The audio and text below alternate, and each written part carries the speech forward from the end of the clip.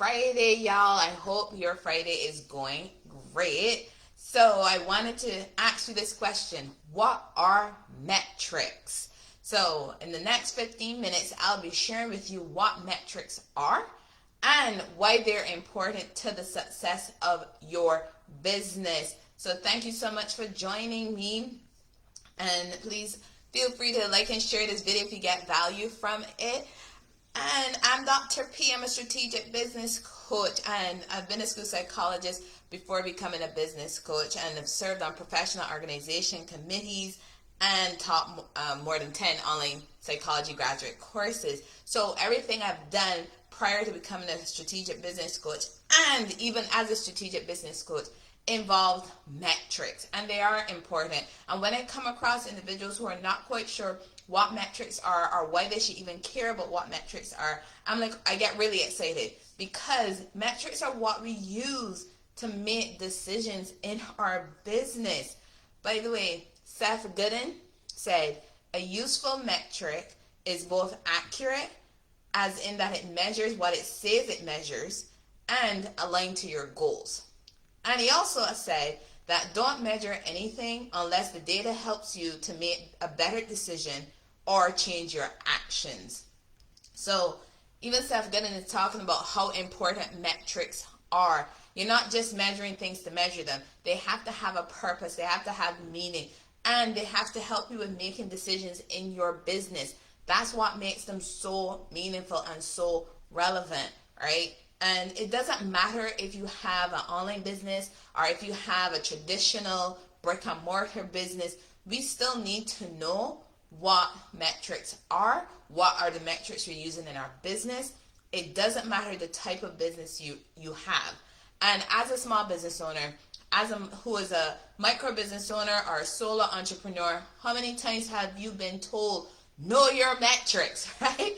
I'm sure you've been told that. I know I've said it several times in different videos that we need to know our metrics, but no one really tells you what they are. Just think about it. How much ever times people have said to you, know your metrics. When they said it to you, did they follow it up with even telling you what they are, or better yet, even why the hell you should even care about what metrics are? Because there's so much that you have to know about being a business owner, so much going on that you're like, oh, is this yet another thing got to add on to my plate because I'm not quite sure what it all means or why I should even care about it, right? Oh, there's another good one. Has anyone told you that you should be getting a return on investment, that ROI, right? Have you heard that one? I'm sure you probably heard people talk about ROI. All those big name gurus, I'm sure you've heard them mention, know your ROI. You must be getting your ROI.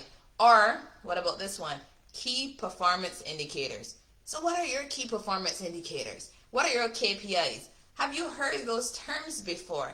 Because regardless if you heard metrics, if you heard ROI, if you heard about KPIs, the point is that you need to know what they are for your business and why they're important for your business, right? You need to know the relevance of it. Because if you don't know it, I don't know about you, but when I don't know the importance of something, it kind of goes on the back burner until I can figure out why I need to know it. And I'm telling you, don't put metrics on the back burner. Don't wait till when you get into a situation with your business and you're down to, should I keep my business or should I stop? Don't wait until you get there. Make sure you don't have metrics on the back burner. Bring it front and center. Pay attention to your metrics. Know what those metrics are. That's why in this video I want to answer those two questions for you. What are metrics and why they're important for you? And let me just take you down a little history here, right? Little memory lane tour for me. Back when I was working in school districts, I remember doing annual performance evaluations. And I'm sure for those of you who worked previously in 9-to-5 jobs before becoming your own boss, you kind of remember those performance evaluations, right? They were once a year. At least the ones that we did were once a year. Some people have it twice a year, but we had it once a year. And those things included this whole set of stuff that your administrators were using to measure how effective you were in performing your job. And in our case, it was performing our duties as a school psychologist. And That was once a year, this whole long list of things, right? I know you remember what I'm talking about if you were working a 9 to 5 before becoming your own boss. And another big one in school districts was that school districts, those school systems, they measure the success of a school district based off of rankings from how children perform in state assessments, right? And also the number of suspensions, their graduation rate, the college acceptance rate. Those are the type of things that school districts still use to this day to determine whether or not that school district was a successful school district, for lack of better words, because they play a huge role in how people think about a school district and determine if it was a good one or a not so good one, just based on those things.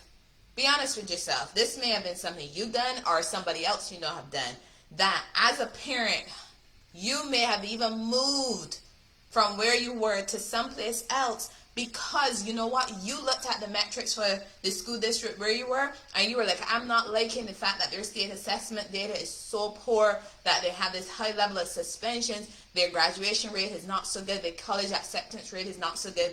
And you took that information and then you looked for another school district that was doing by far better, and you probably even made that move for your entire family just so your children could be in what you were considering to be a good school district. And if you haven't done it, I'm sure you probably have met people who have done that before. Or when you made that first decision to buy your house and you knew you were going to be having children, you bought that house in a location where you knew it was a good school district. Because again, you looked at certain metrics to make your decision. And just so you also are aware, people do the same thing for us, for our own businesses. They're doing that. They're looking at what they're considering to be what they think should be the metrics to determine that you're a successful business, to then determine whether or not they're going to do success with you. So just like how you're doing it for other businesses or school districts, depending on if you have school-aged children, people are doing the same thing for our businesses. And if you've gone to college, you did the same thing when you did your college applications. You looked for certain colleges that had what you were looking for, again, certain metrics that you were looking for, and you use that to make a decision about which one to go to. And probably that's what you also did when you got your first job. The place where you applied to that place because there were certain metrics you were looking at that determined, hey, this is a good fit for me to go working. So yes, you've been using metrics before, but now the tables are turning, right?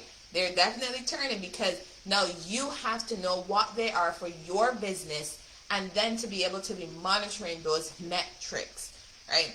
And as a part-time faculty, another thing that we do is we do get evaluated, and students evaluate us based on how the class went for them. And if a student just had one negative interaction, that could be the lens through which they base their entire review of the course just off of one negative interaction. And it also goes the other side in that if that student had one positive interaction, they base their entire review off of it. So that's another thing with performance evaluations. You get those customer reviews because students in colleges and university, they're the customer and they do the review of what they receive from us who are faculty. So you do get those performance reviews along the way, those performance evaluations about how good you're doing. Those are the type of metrics that are being used. So I know you remember in your previous 9-to-5 job, there was that performance evaluation that boiled down to just some number that they used to determine whether or not you were effective in your job. And I know you probably didn't like it because you know how hard you were working, but yet it just came down to this number. And then that number determined whether or not you were going to get some kind of raise or some kind of bonus, right? So now as a business owner, guess what? You now have to figure out your metrics. You do. You have to figure it out. That is your responsibility. You need to figure out what you need to be evaluating in your business to determine if your business is being successful. That is why metrics are important. That is one of the reasons why metrics are important. Because simply put, when it comes to know what's important for your business, that's where metrics come in to help you with making those important decisions, those next steps, so that you know how you're going to be taking your business to that next level. So what are metrics? Simply put, metrics are how you measure the results that you obtained. That's what they are. And what I'm using for my metrics in my business might not be the same thing you're using, might not be the same thing that somebody else in your networking group is using to measure the success of their business.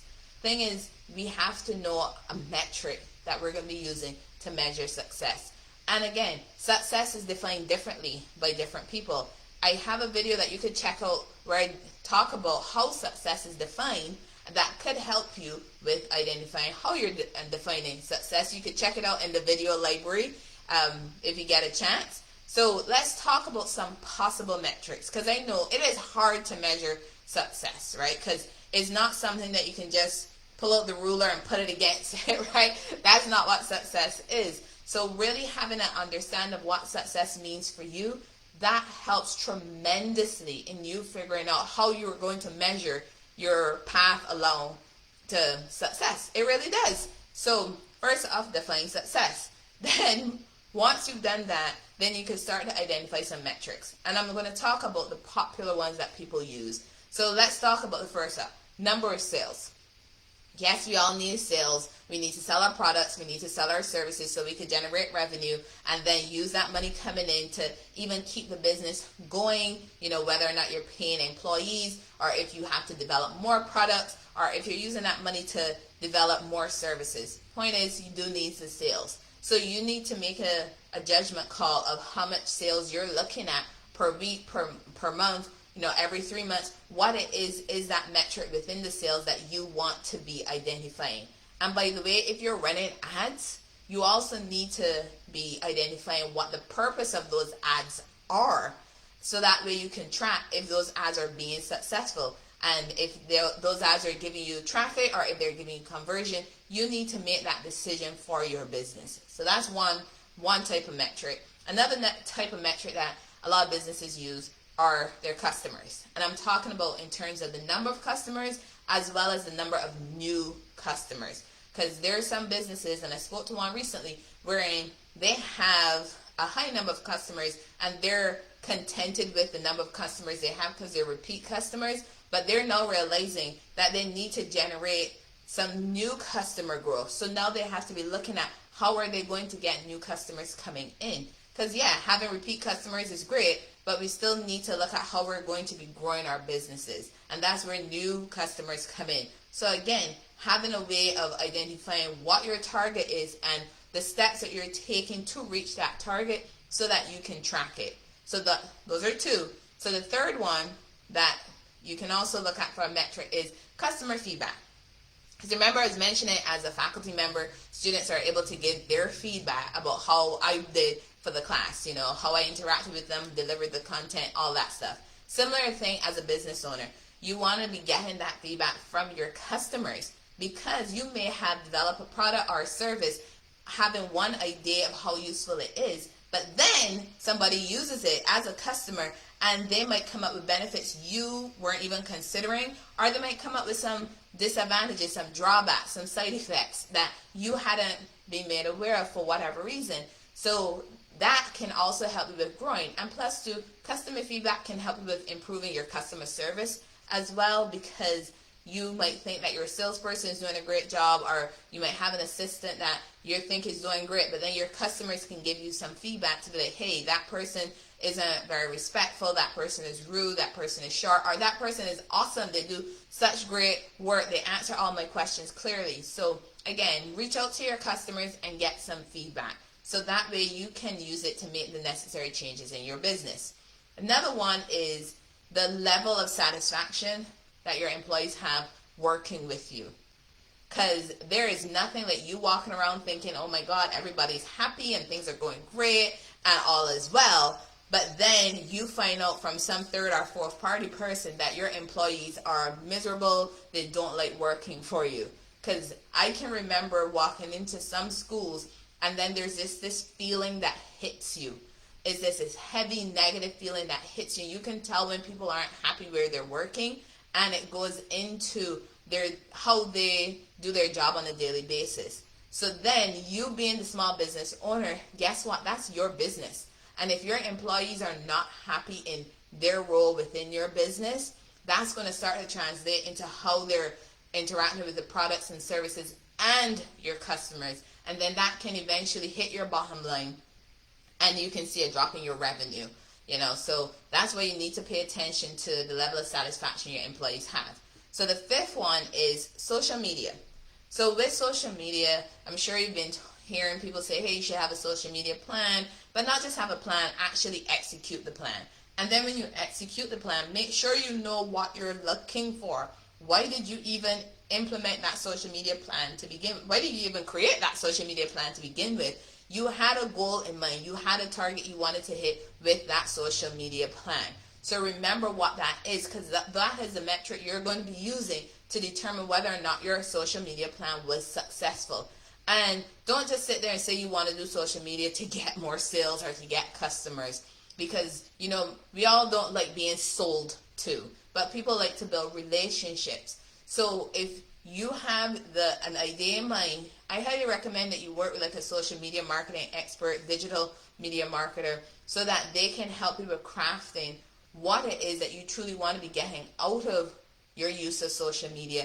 And especially if you plan on running social media ad campaigns, work with that individual so that you can get better at putting your message out there and aligning it with your vision, your mission, and your goals for your business. So like I mentioned, these are just some of the metrics that you can be using. There are other metrics out there that you can identify with help determining if your business is being successful and when you need to make changes in your business so that you can continue growing your business and taking it to that next level.